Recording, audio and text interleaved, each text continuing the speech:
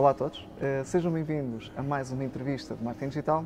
O meu nome é Elder Pinto e hoje estou aqui com o Marcos Castro, que é um consultor na área do marketing digital com especialização na área do desporto, que teve a amabilidade de nos ceder esta pequena entrevista, onde vamos falar um bocadinho do percurso do Marcos também, vamos falar um bocadinho sobre o impacto que tem o marketing digital atualmente no mundo do desporto e tocar também algumas temáticas. Marcos, antes de mais, obrigado por teres aceito este convite e ia pedir, por favor, para começares a falar um bocadinho de ti e sobre o teu percurso, como é que tudo aconteceu para te levar até onde estás hoje. Sim, olha, em primeiro lugar, obrigado naturalmente pelo convite, é sempre um prazer poder falar contigo e para mais aqui neste cenário muito bonito, que já agora digo, não comentei contigo, mas é um cenário que por um lado me deixa contente, porque me lembra um acontecimento muito feliz na minha vida, que foi o dia do meu casamento, por outro lado deixa-me triste. Porquê? Porque nós tínhamos programado uma atividade nesse dia, que era precisamente aqui à frente, que envolvia helicópteros e coisas assim, uma coisa muito à James Bond, não é? E que depois acabou por não se concretizar porque estava no voeiro. Conclusão, ainda hoje, a minha mulher fala disso, ainda hoje fala disso. Eu acho que já ultrapassei, mas ainda hoje fala disso. Para te dizer então, eu trabalho nesta indústria do desporto há 12 anos. Esta parte do digital surgiu precisamente quando eu fiz Erasmus em 2006, 2007, em Madrid, em Espanha, e tive uma cadeira lá de gestão e marketing desportivos, porque eu comecei no desporto e só depois de fazer esta formação inicial é que avancei para outras áreas. Tive lá um professor que, portanto, deu essa cadeira de marketing e gestão desportivas e quando voltei para Portugal tinha uma monografia para fazer, não é? E o meu pensamento foi, ok, sobre o que é que eu vou trabalhar. Lembrei-me que seria, portanto, estive a analisar as diversas áreas que podia abraçar na altura e percebi claramente a área da gestão no desporto seria aquela que faria mais sentido numa perspectiva de evolução e desenvolvimento de carreira. Ao falar com aquele que depois viria a ser o meu orientador e que hoje é um grande amigo, o professor Pedro Sarmento, ele, em conversa com ele, sugeriu-me, olha, porquê é que tu não fazes aí um trabalho sobre uma coisa que está aí muito a surgir agora, que se fala muito, que é a internet? Isto em 2007, por isso, nessa altura fiz uma monografia sobre a internet como ferramenta comunicacional em health clubs. Escusado será dizer que informação muito escassa, muitíssimo complicada, ou seja, vi-me um pouco à nora para realmente encontrar algo que pudesse ser interessante nessa área, mas pronto, lá as coisas seguiram e foram avantes. Depois, a seguir, fiz também outra formação, neste caso mostrado já na área da gestão, e novamente falei sobre a internet como ferramenta comunicacional. Portanto, isto mais no percurso académico, sendo que depois também ainda no percurso académico, já agora em 2010, acabo de fazer a primeira pós-graduação que houve do IPAM no Porto, com muitos dos colegas que seguramente muitas pessoas que queiram ver conhecem. Já agora podes dizer alguns também. Como a Sónia Costa, a Vera Maia, o João Benha, enfim, entre outros colegas. Um abraço também para todos. Pinto, um abraço para todos, sem dúvida. Todos eles hoje, curiosamente, com áreas de especialização, digamos, giras e diferenciadas, uns, por exemplo, no e-commerce, outros na parte de redes sociais, e eu sempre segui por esta via, pela via do desporto, portanto, perceber como é que esta componente digital pode, de facto, fazer a diferença nesta indústria. Fiz depois também outras especializações, Google, etc., e lá fora também em Barcelona, mas a minha vida acabou sempre por estar ligada a esta área, apesar de ter trabalhado em muitas outras áreas, que não apenas estas, porque é importante teres uma visão de fora também para poderes fazer melhor o teu trabalho nesta indústria e perceberes o que é feito fora. Em termos daquilo que já fiz na indústria, já trabalhei com praticamente todo o tipo de organizações que existem na mesma, desde agências, federações nacionais, europeias, internacionais, comitês olímpicos, universidades, clubes de diversas modalidades e clubes com grande tração a nível global, enfim, das maiores marcas da indústria. Enfim, já trabalhei um pouco com todas essas organizações, já também dei formação nesta área também a nível internacional, em diversos países, Malásia, Itália, Bélgica, Espanha, etc. E tem sido um percurso muito giro, porque essencialmente tenho conseguido conciliar duas coisas que gosto muito, que é a minha paixão pelo desporto, que é uma área muito emocional e que tem um produto um pouco diferente dos produtos de outras indústrias, porque é um produto do desporto muito mutável e que nós, como profissionais de marketing, temos muita dificuldade em conseguir controlar as suas variáveis, porque simplesmente não as conseguimos controlar e por isso tens de ter muito equilíbrio e muito bom senso quando geres campanhas e ativas marca nesta área. Mas também, olha, agora estava a falar, estava a falar desta questão. Da questão das marcas. Da questão das marcas. Olha, passou-me o que tinha a dizer. Não tem problema nenhum, absolutamente algum. E já agora, Marcos, há uma coisa que eu acho que é interessante, que é o teu ponto de partida neste mundo do marketing digital nasce no desporto, ou seja, estavas a fazer a licenciatura, como tinhas dito, em Educação Física e Desporto. Portanto, o que prova de alguma forma que o ponto de partida não é importante. Se calhar o que importa aqui é um bocado a atitude que nós temos perante a vida, perante também a questão do marketing em si. Sim. Portanto, parece-me a mim que o marketing digital não é blindado a alguém que tem uma formação de base de marketing. Não, de todo. Aliás, era isso que eu ia pedir para comentar. Saltar. É assim, eu vejo as coisas desta forma. Nós temos um caminho que queremos percorrer, ou temos um ponto de destino, quer que seja. E durante esse caminho que nós percorremos, nós vamos necessitando ter novas ferramentas e de aprender novas ferramentas para podermos atingir os nossos objetivos. Simplesmente foi isso que aconteceu comigo, ou seja, eu percebi que à medida que estava a desenvolver a minha atividade na indústria e em diversas organizações, percebi que necessitava de ter outro tipo de ferramentas do que aquelas que eram utilizadas a miúdo na altura, para poder evoluir e criar valor para as organizações nas quais trabalhava. E, portanto, aí o digital, desde o início, desde muito cedo, surgiu como um dos fatores fundamentais para o poder fazer. Porquê? Porque tu na indústria desportiva estás a falar de marcas com uma atração muito grande e com uma mediatização muito grande. Claro que não são todas assim, mas na área onde eu trabalho, principalmente nos últimos anos, tem de facto muita atração, muita visibilidade e por isso tu tens de realmente perceber como é que podes trabalhar com audiências tão grandes e em simultâneo conseguires gerar negócio para a tua marca, mas também criando, por exemplo, um bom goodwill para a tua marca, conseguindo de facto criar e ter um impacto positivo na vida dessa audiência que vai consumir a tua marca através de campanhas ou do que é que seja. Por isso, o digital, neste caso em particular, tem características muito giras e muito interessantes, aliás, como nós falávamos há pouco, e, por exemplo, não sei se queres que entre já por aqui, mas, por exemplo, uma delas que para mim é mais interessante é a questão da quantificação. Ou seja, da mensuração de resultados. Porquê? Porque tu, e ainda hoje isso acontece com grandes marcas mundiais continuam a fazer isso, ou seja, continuam, quando apresentam um plano de sponsorização, agora vou descruzar a perna para ficar mais mudamos um bocadinho de posição. Exatamente, mas isto para te dizer, mesmo as grandes marcas da área continuam muitas vezes a valorizar um plano de sponsorização em métricas do offline, ou seja, em métricas de visibilidade TV, modelo mais tradicional. Eu não tenho nada contra isso, atenção, nada contra isso e nem a parte digital está bem, nem a parte offline está mal. São apenas perspectivas que, neste caso, eu tenho em particular de acordo com os objetivos a que me proponho ou que a marca, ou as marcas com as quais trabalho se propõem. Portanto, nenhuma coisa está mal, nem outra está bem, ou seja, é apenas uma questão de encontrarmos o equilíbrio certo, aquilo que funciona para nós. Isto para dizer o quê? Que este modelo de relacionamento entre as marcas, para mim, tem necessariamente de se alterar e a base de tudo, e algo que o digital permite fazer de uma forma muito interessante, é efetivamente quantificarmos e mensurarmos o que estamos a fazer. Não chega a dizer que determinado tipo de ativos te dão uma valorização de X, centenas de milhares de euros ou de milhões de euros, se depois na prática isso não se traduz, por exemplo, em dinheiro a entrar no teu bolso.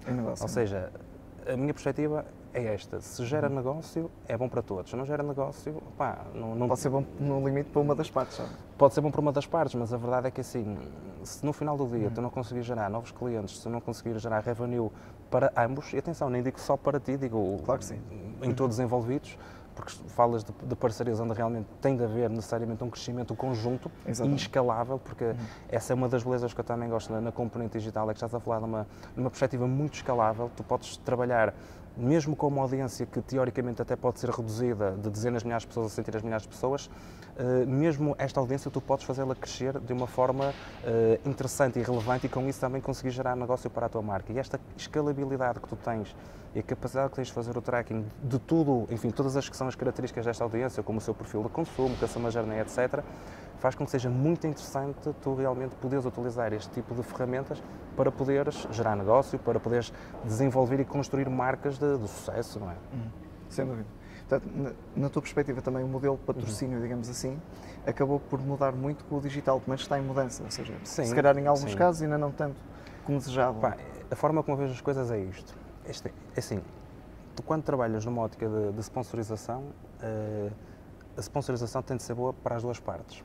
Ou seja, existe muito no desporto ainda aquela ótica, atenção, estou a falar de todos os patamares e de nenhum patamar em particular. Exatamente, estou a falar de forma generalista. Que efetivamente acontece muito tu chegares a um sítio, investires o que tens a investir, seja de que forma for esse investimento, e depois simplesmente não se passa mais nada. A minha perspectiva é diferente. A minha perspectiva é que tem de haver efetivamente um retorno em cash, sempre com esta perspectiva, em cash, mas numa perspectiva de performance do parceiro. Ou seja, o parceiro tem efetivamente de trabalhar, assim como tu, naturalmente, que és parte interessada, tem de trabalhar para os resultados da parceria poderem ser exponenciados, poderem ser escalados, poderem evoluir, poderem melhorar e poderem ser otimizados. Se tu não trabalhas com uma marca numa ótica de parceria e desenvolvimento de negócio contínuos e escalável, não vai ser um bom negócio a médio prazo para as partes. Claro. E, portanto, o que eu noto muitas vezes é que muitas marcas ainda não estão muito habituadas a este tipo de perspectiva de fazer negócio, mas é apenas uma questão de tempo até elas se adaptarem, porque as coisas estão realmente a mudar e cada vez mais as marcas que investem no desporto preocupam-se realmente com cada cêntimo que investem. Faz todo sentido. O que nós, qual é o retorno? Tudo se baseia no retorno, não é? Há muitos casos de marcas que neste momento, além de estarem a fazer uma migração do investimento do offline para o online, precisamente têm essa mensuração concreta e escalável da sua realidade, da sua audiência ou da audiência que elas querem conquistar através da marca com a qual estão a fazer uma parceria, porque quando nós falamos em marketing desportivo ou marketing através do desporto, neste caso marketing através do desporto, aquilo que nós queremos é chegar aos consumidores. Imaginemos, temos um clube de futebol, um clube de handball, tenho uma determinada audiência, eu tenho a minha marca com os meus valores e o que eu quero é chegar aos consumidores daquela marca em particular a partir do clube XPTO. E por isso... acaba por ser um bocadinho a referenciação também, não é? O teu parceiro está-te a referenciar, exatamente. Está a dar uma partilha de valores, uma partilha de visão. Há uma coisa muito curiosa, é como na questão dos influenciadores e aqui no desporto isso acontece muito. Estamos a falar de um produto muito emocional. Quando se fala de love brands, não há love brands com mais carisma ou enfim, aquilo que tu queiras definir, do que existem na indústria do desporto. Porque tu podes falar de uma Coca-Cola que é uma love brand, ok, mas se tu reparares, muito daquilo que eles fazem está ligado à componente esportiva. Da Red Bull já nem vamos por aí. Exato. Pronto. Mas, ou seja, as grandes marcas que realmente têm essa componente, se reparares, todas elas, de alguma forma ou de outra, ligam-se a este consumidor. Porquê? Porque há uma componente muito emocional, muito forte, quando estás ligado a esta área. Aliás, por exemplo, uma questão tão simples como porque é que tu és de determinado clube. A pessoa muitas vezes nem sabe explicar, mas e vai ser até ao final da vida. Exato. É daquelas coisas que raramente mudam, não é? Ao longo da nossa vida. Muito dificilmente irás mudar. Por isso, essa afiliação que tu tens a uma determinada marca, neste caso a um clube, se tu conseguires, como marca, queres trabalhar com este clube, conseguires efetivamente chegar a esta audiência, podes efetivamente não apenas criar capital da marca para ti, mas também, efetivamente, conseguir gerar um negócio muito interessante. Não apenas para ti, mas para ambos. Para o parceiro também. Exatamente. Para a parceria, para a relação de parceria, tem três partes. Exatamente. E já agora, então, já que estamos a falar na questão dos micro-influenciadores, vou-te colocar aqui uma questão para comentares também, para dares a tua opinião. Considerando que os embaixadores da marca não é algo que seja novidade, digamos assim. Sim. Portanto, seja no marketing tradicional ou seja no digital, as grandes marcas normalmente têm sempre os seus embaixadores. Lembro-me sempre do caso da Gillette, com o Tiger Woods, com o Roger Federer e outros que tais. Mas o que é certo é que nós assistimos, parece-me a mim, cada vez mais, a uma tendência no desporto que é usar micro-influenciadores.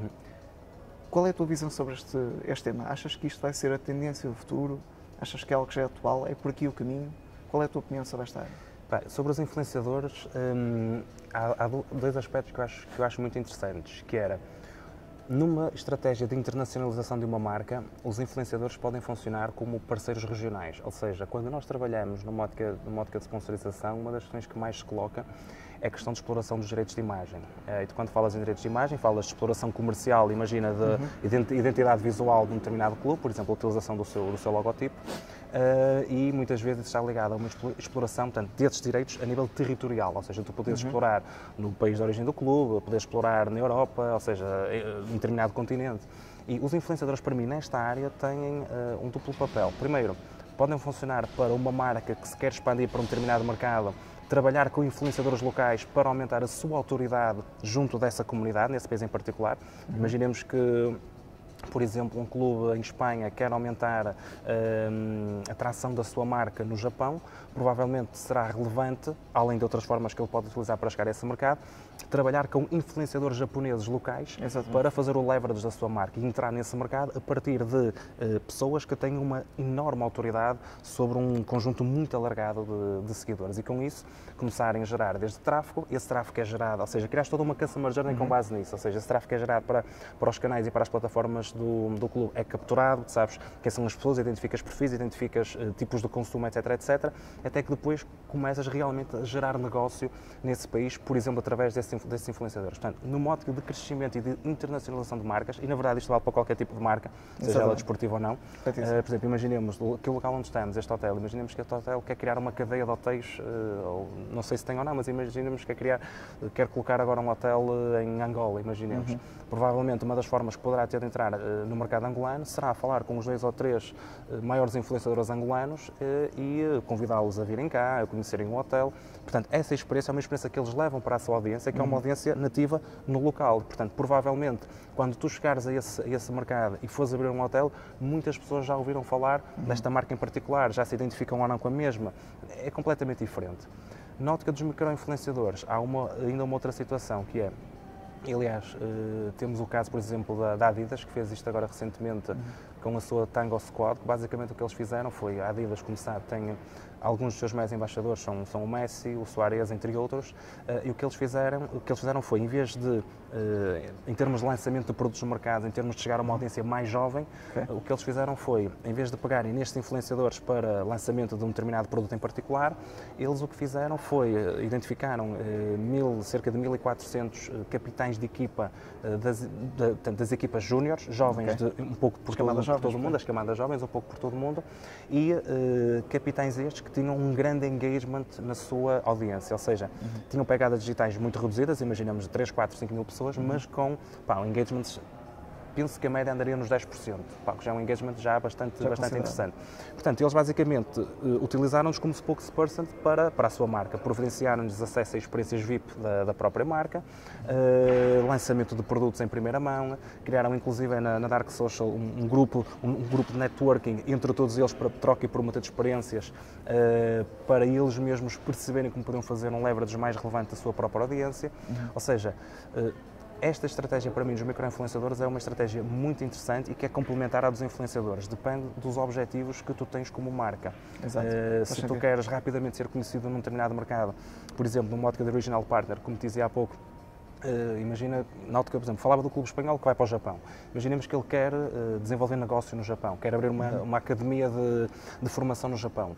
Ele tem de gerar muito rapidamente tração nesse país. Se ele utilizar os influenciadores certos, que podem ser youtubers, instagramers, ligados provavelmente à área do futebol e não só, à área da moda, celebridades, etc., podes acreditar que em 2, 3 meses a probabilidade de muita gente naquele país, ou de uma boa parte, ou pelo menos do público identificado, conhecer a marca é muito grande e de querer ter lá uma presença mais forte. E de, inclusive, marcas locais quererem investir, por exemplo, serem as patrocinadoras desse clube a nível apenas e só local, por exemplo, só para esse país. Porque, imaginemos, agora por acaso estamos a lembrar, estamos a falar do Japão, por acaso isto não tinha isto em mente, mas, por exemplo, a Rakuten, que é a principal patrocinadora do Barcelona, utiliza precisamente o Barcelona como uma plataforma para chegar a todo o mundo, porque estamos a falar de uma marca japonesa que basicamente até há um ano só era conhecida no Japão, e eles o que utilizaram como plataforma para chegarem a uma grande audiência, não apenas europeia, mas global, porque eles também trabalham com os Los Angeles Lakers e com a NBA nos Estados Unidos, foi precisamente marcas com este tipo de atração e com este tipo de audiência. Neste caso até aconteceu o contrário, não foi o clube que criou isso,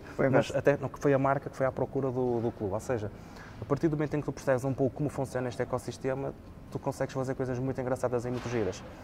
Se isto está a acontecer com a frequência com que, por exemplo, eu gostaria de ver, não, mas acredito que será apenas uma questão de tempo. Por exemplo, isto que eu te estou a dizer agora já existe. Olha, dou-te um caso muito curioso que vi recentemente, e para mim este também é um dos futuros do patrocínio, que é as marcas desportivas perceberem que os seus financiadores, ou quando falamos na perspectiva comercial, desenvolvimento de negócio, não são apenas as marcas tecnológicas ou telecomunicações, não, os próprios influenciadores também podem ser um dos principais patrocinadores das marcas. Eu dou-te um caso.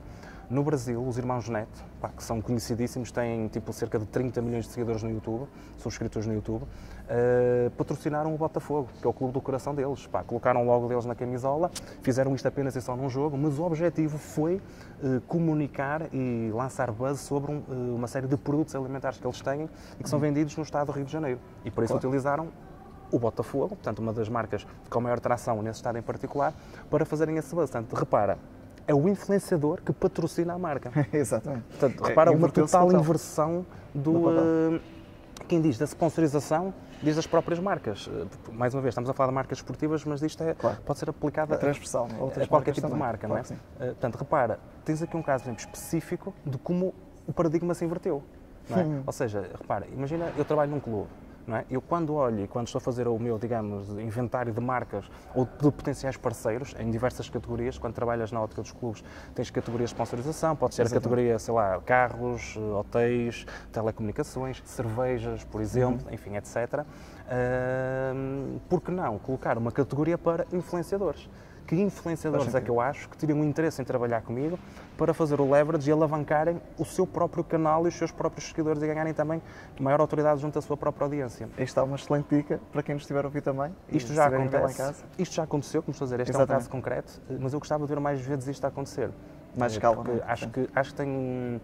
tens aqui tens um potencial muito, muito grande de trabalho nesta área.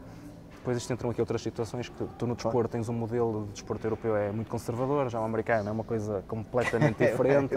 Entram aqui várias questões, mas se nós tivermos em consideração esta premissa, há todo um mercado ainda por explorar, das marcas, desportivas ou não. Sim. E isso para mim é um grande atrativo, perceber até onde é que nós vamos. Posso dizer, por exemplo, tenho ficado muito surpreendido com a atração que os esportes têm.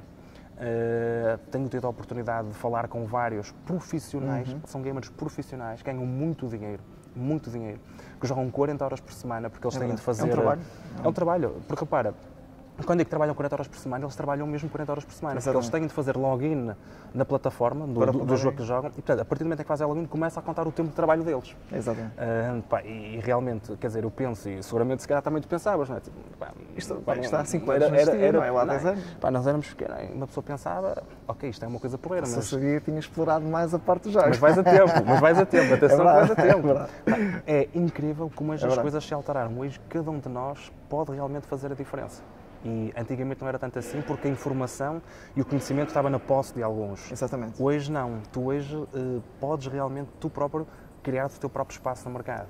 Isso é muito interessante, seja qual for a área, tudo é possível, repara. E sem limitações geográficas, não é? Estamos a falar aqui pelo mundo fora, não tem que ser. Pelo mundo fora. Repara o caso que falámos dos influenciadores. Imagina que tu és um influenciador que tem, ou és alguém que tem 100 mil seguidores no Instagram.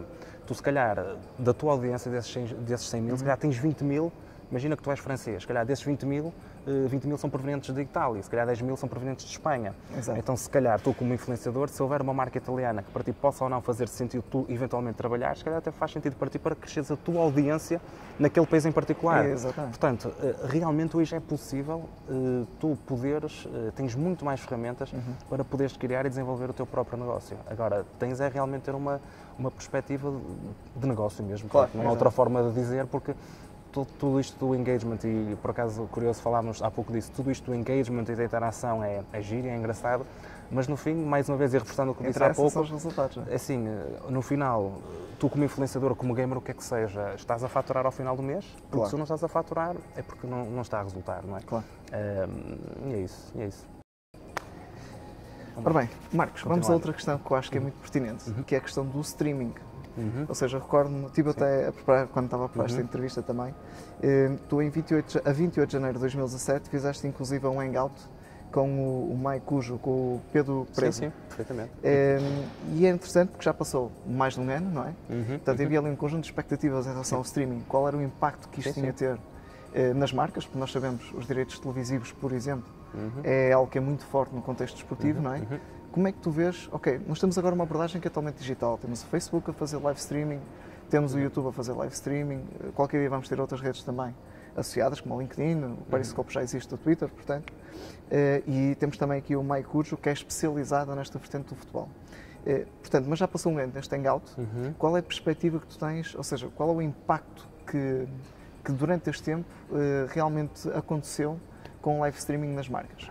As coisas vão se alterar de forma significativa.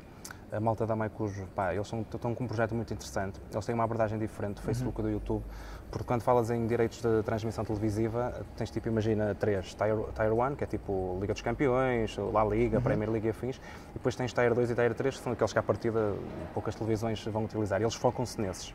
Portanto, os principais players, o Facebook, ou seja, as TVs tradicionais e as grandes tecnológicas estão-se naturalmente a focar nesses direitos. A Mycujo tem uma abordagem diferente, mas aqui a perspectiva é exatamente a mesma. Como é que tu consegues pegar num conteúdo que muita gente quer consumir e desenvolver um modelo de negócio em cima disso. Portanto, para mim essa é que é a base da questão. E eu vejo isso de uma forma, isso já está a acontecer. Aliás, tens a Amazon que já fez, o próprio Facebook também já fez a transmissão de diversas ligas e de diversos jogos. A Amazon já fez isso com a National Football League, a NFL, nos Estados Unidos, já pagou 50 milhões de dólares para transmitir o jogo da quinta-feira ou da sexta-feira, uma coisa do género. Portanto, isso já acontece, isso já é uma realidade. Mas nesta altura isto ainda está muito verdinho, propositadamente, porque as marcas estão a perceber como é que colocam um modelo de negócio em cima disso. Por exemplo, para mim o que é mais relevante é o facto de estamos a falar de empresas tecnológicas que, mais uma vez, nota daquilo que eu te disse, podem criar aqui muitas sinergias na geração de um modelo de negócio escalável. Que é, são as palavras que eu gosto, é a palavra escalável na parte digital. Repara, vamos ficar num caso prático. Imagina que eu trabalho na Premier League e tenho como missão vender os direitos de transmissão televisiva e quero perceber, portanto, eu defino vários pacotes de direitos de transmissão televisiva, uns que naturalmente a Sky e a BT Sport vou comprar, mas depois também defino ali um ou outro que são mais atrativos para precisamente este tipo de plataformas poderem adquirir e também elas poderem testar e ver qual a maturidade também um pouco da plataforma, das ferramentas que têm ao seu dispor para chegarem com relevância à sua audiência. Uma das coisas que eu, como se trabalhasse numa liga, faria era claramente, por exemplo, colocar um sistema de afiliação em cima. Ou seja, imagina, a plataforma vai-me pagar um X para fazer a transmissão do meu conteúdo, então o que é que eu faço? A plataforma transmite o conteúdo, por cada cliente novo que a plataforma conseguir trazer para o seu próprio canal, seja de que forma for, eu vou ganhar um X de tudo aquilo que ele comprar. Exatamente. Por exemplo, repara, então eu, Premier League, em vez de, além de estar a fazer 100 milhões de libras porque vendo estes direitos, se calhar em cima vou colocar muito mais porque tenho um modelo de afiliação super escalável porque estou a trabalhar com a Amazon e de repente a Amazon transmite o Manchester United, Chelsea, transmite a Supertaça de Inglaterra, o que é que seja, um jogo já aí de maior tração para todo o mundo e de repente eu tenho 5 milhões de novos clientes a chegarem à Amazon e esses 5 milhões de novos clientes, passado 2, 3, 4 meses, todos eles em conjunto geraram 50 milhões de euros em vendas. E tu vais receber Se eu ganhar 5% disso, eu fico satisfeito. Agora, multiplica isto por várias transmissões ao longo do ano e novamente por vários clubes, mais uma vez, lifetime value, porque a pessoa não vai só comprar uma vez, vai comprar várias vezes. Portanto, repara a escalabilidade e o modelo de negócio que tu podes envolver em cima disto. É brutal. E é muito interessante a dizer isso, por exemplo, a Amazon, como outros marketplaces também, já tem sistemas de afiliação. Portanto, qualquer pessoa pode estar, aliás, as reviews que muitas vezes vemos lá em casa, no YouTube, a fazer reviews sobre um determinado produto, computador, televisão, câmara, enfim, o que seja, normalmente tem um link para a Amazon e a pessoa que está a promover aquele conteúdo, se alguém comprar através daquele link, depois ganha uma comissão. Portanto, o sistema de afiliação na Amazon já existe e é interessante nós agora olhamos aqui, se calhar, para os outros clubes um bocadinho mais pequenos e pensar, bem, está aqui, ou seja, 90% se calhar pode estar fora dos grandes clubes, não é? Porque são realmente muito grandes, mas existem centenas de milhares de clubes pequeninos. Dizer-te só uma questão, a afiliação para mim é uma das melhores ferramentas que tu podes ter para trabalhares um negócio online. Ponto. Para mim isso nem há discussão. Porquê? Porque a afiliação é uma das ferramentas que tu podes utilizar, lá está, para dar escalabilidade ao negócio. Podes fazer uma afiliação baseada em performance, tendo, por exemplo, este caso que eu tenho agora, e que diz da Amazon, diz Facebook ou afins. Ou seja, onde repara, tu estás a providenciar um conteúdo ou um produto que para o teu parceiro é relevante, porque ele quer chegar a novas audiências, quer chegar ao mass market. Normalmente, quando falas neste tipo de ligas Tier 1, estás a falar que toda a gente, ou praticamente muita gente consome este tipo de conteúdo, não é? Estás a falar de muita gente. E depois, em simultâneo, consegues colocar em cima disto, novamente, um modelo de negócio super atrativo e super escalável. Falavas-me na questão dos clubes. Sim, dos clubes, ou seja, nós temos alguns clubes na Premier League, portanto, nas primeiras ligas dos vários países, Mas depois existem centenas de clubes Sim. que estão nas ligas inferiores. Exatamente, porque repara, Por cada país. Portanto, sim, estamos a fazer aliás, repara, por altamente exemplo, exponencial. fazendo agora aqui uma comparação, falámos da Maicujo, não tenho atenção nenhuma comissão relativamente à Maicujo, gosto muito do trabalho da Maicujo que eles fazem, mas é uma perspectiva interessante, porque repara, tu tens estes Tier 1, estes direitos de transmissão televisiva Tier 1, destas que são, enfim, estas tecnológicas que são interessadas, mas depois tens a Maicujo, que o mindset é exatamente o mesmo, porque, por exemplo, imagina, a Maicujo trabalha no Japão, trabalha na Nova Zelândia, trabalha ligas locais que não têm tanta atração, mas cujo modelo de negócio tu podes exatamente trabalhar da mesma forma. Se vais conseguir gerar tanto revenue, pá, tenho dúvidas. Por outro lado, normalmente, como estás a falar de ligas mais pequenas, estás a falar de locais onde, pegando, por exemplo, seguindo o raciocínio dos micro-influenciadores, onde toda a gente se conhece. Exatamente. Portanto, tens outro tipo de oportunidades que muitas vezes estas oportunidades geradas por estes grandes players não te geram. Porquê? Porque há uma grande questão que é, o meu grande foco, nesta altura e de algum tempo para cá, é como monetizar as audiências das grandes marcas do desporto. Faz sentido. E o que é que acontece? Estas grandes marcas têm audiências muito dispersas. E quando digo dispersas, falo geograficamente, ou seja, tu podes ter uma marca que tem muitos milhões de seguidores, mas que a audiência em particular que tu queres trabalhar é muito mais reduzida, porque ele tem, imagina, seguidores num local onde a tua marca não tem interesse em estar, ou estrategicamente não faz sentido. Com interesses muito distintos e que vai desde os 8 aos 88. Exatamente. Ou seja, são grandes, mas por outro lado, tu identificares nesta grande audiência aquele que é o perfil alvo para a tua marca trabalhar é um grande desafio. Sem dúvida. Por isso, existem por aí muitas variáveis. muitas variáveis. Jogo, o que é importante, lá está, é tu teres noção das ferramentas que existem e como é que vais chegar a esta tua audiência, como é que a vais qualificar, como é que a vais trabalhar e como é que a vais trazer para o teu lado. Ok, excelente. Muito bem. Portanto, em relação ao streaming, não há dúvidas que vamos ter aqui novidades a médio e longo prazo, a nível mundial. Não é? Formas assim, de monetizar esta questão do streaming, não é? Não tenhas dúvidas, elas já existem, mas para mim é preciso fazer um trabalho muito maior. É preciso, mas isto é normal, falta alguma maturidade ainda às organizações desportivas, mas isso é apenas uma questão de tempo e será muito, muito rápido até isso acontecer, porque como nós falamos de coisas grandes, primeiro é preciso aprendermos, porque assim, não há qualquer tipo de hipótese. Quando estás e trabalhas nesta área, ou em qualquer área, mas nesta área em particular, tu tens de estar com a mente sempre numa cultura de experimentação. A filosofia é experimentação a alta velocidade, falhares rápido. Porque se tu não tiveres esse tipo de mentalidade, é muito difícil tu conseguires... E cada vez que falhas, aprendes uma coisa nova, não é? Não tens hipótese, porque tens necessariamente de aprender. E depois a questão é, imagina, um modelo de negócio que tu desenvolveste hoje e que está a ter sucesso, daqui a um mês ou daqui a 2 meses, se calhar, imagina, a performance da equipa não é tão boa e de repente as coisas mudam. Porque há fatores, como eu te disse no início da nossa conversa, que não contam. Por exemplo, enfim, entre muitas histórias, por exemplo, lembro-me de uma engraçada, que foi quando o meu filho nasceu, agora recentemente, em 2017, eu estava no hospital e tive uma pessoa de um determinado clube que me ligou e dizer, atenção, que se nós jogarmos amanhã e o jogo não correr bem, ou seja, se perdermos, temos de alterar aí a campanha.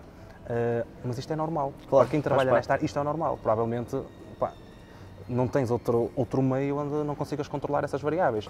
Aqui nós não controlamos, ou seja, aquilo que se passa dentro de campo, tu não tens interferência e depois reflete-se muito no comportamento da audiência da marca que estás a trabalhar. A própria mensagem que vai sair pode ter ali algumas nuances, não é? Muda tudo. Muda tudo. Tu até podes continuar a campanha, mas a aceitação se calhar pode não ser a mesma, ou se calhar até pode ser superior. Exatamente. Por muito que tu digas e que estabeleças benchmarks e padrões, é muito difícil tu prever o que vai acontecer. Há uma parte que é sempre reativa, não é? Há uma parte que é provisional na estratégia, portanto vamos prever. Isso sim.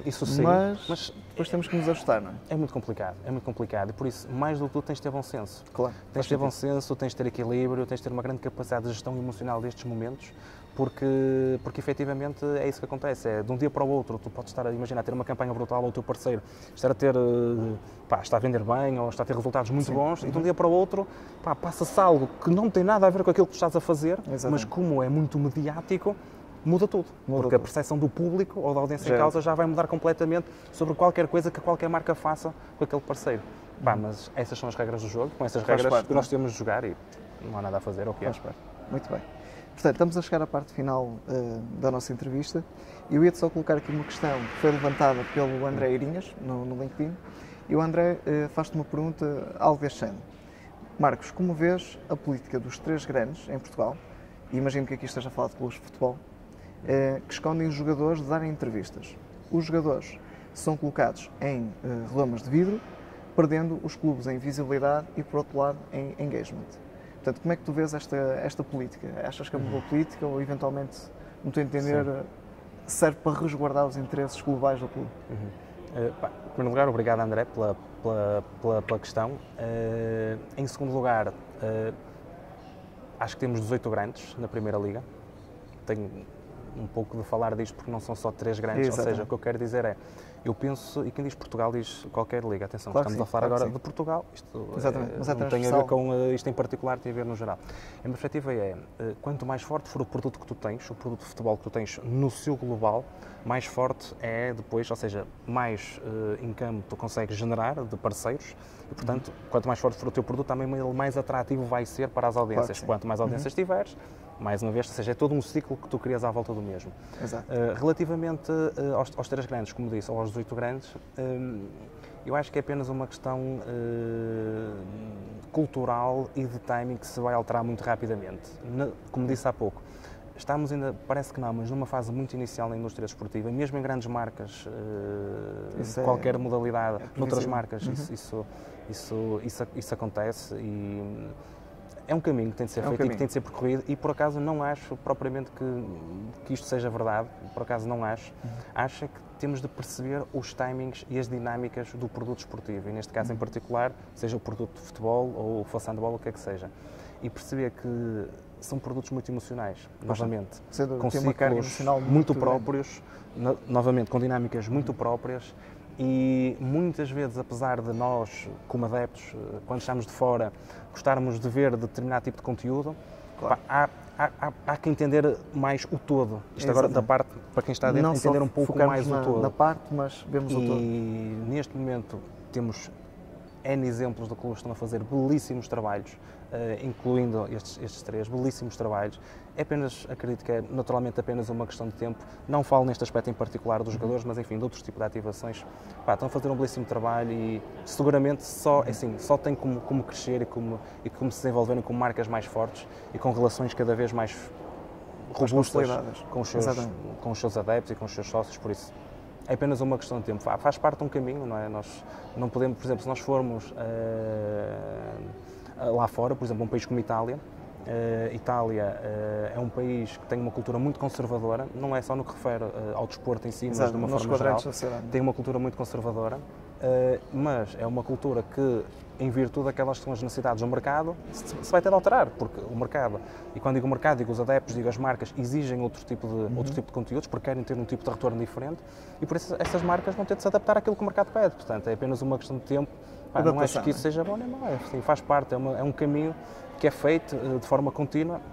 Faz sentido, até porque a grau de exposição que hoje em dia nós conseguimos ter, como cidadãos, enfim, voltamos aqui à questão da democratização da comunicação, quer dizer, antigamente uma pessoa não conseguia fazer, um indivíduo não conseguia fazer moça numa grande empresa. Hoje em dia as coisas já não são bem assim, pode criar um impacto negativo na marca, portanto, e é preciso ter alguma responsabilidade também com a questão da exposição, não é só temos agora a internet para falar para toda a gente, depois as coisas acontecem dessa forma. Tem a ver com muitas coisas, é como te digo, tem muito a ver com a própria maturidade da marca, tem a ver com a maturidade do mercado onde a marca está inserida, porque se calhar tu tens uma marca que quer fazer isso, mas que está inserida no mercado, onde a cultura desse mercado não é mais própria para isso ser feito.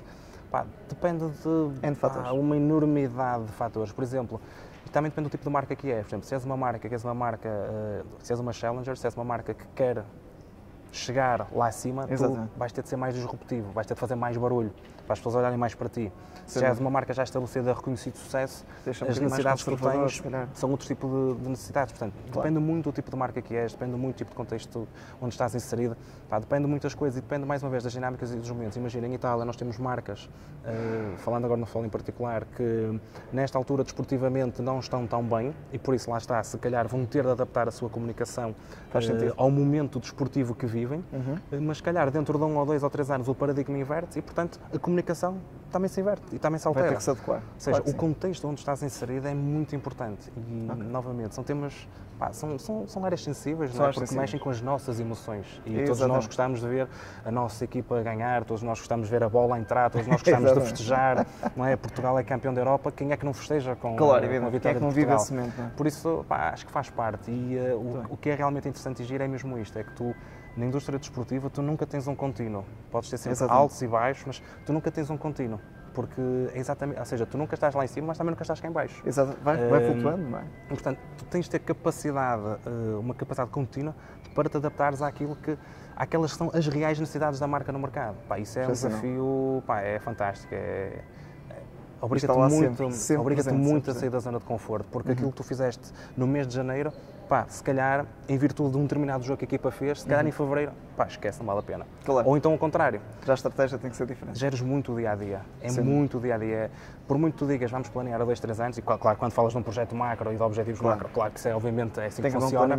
Mas quando falas em coisas mais reais e operacionais do dia-a-dia, muitas vezes, de uma semana para a outra, ou de um dia para o outro, tudo muda. Lá está, não podemos ter a nossa estratégia fechada, tudo muda. À ou seja, tu tens aqui o topo definido, ou seja, a visão macro do que queres fazer, mas depois quando afunilas e começas a pensar no dia-a-dia, há coisas que, lá está, como te digo, o produto esportivo tem variáveis que tu não controlas. Claro, e como tem variáveis que tu não controlas, que é o jogo em si, a bola entrar, a bola não entrar, pode fazer muita diferença. Vai ser uma chatice. Pode fazer muita diferença. Marcos, muito obrigado mais uma vez por aceitar este convite. Chegamos ao fim de mais uma entrevista, espero que tenham gostado. Se gostaram, por favor, não se esqueçam, façam like também, partilhem com a vossa comunidade nas redes sociais e espero encontrarmos dentro em breve num próximo vídeo, numa próxima entrevista. Obrigado e até breve.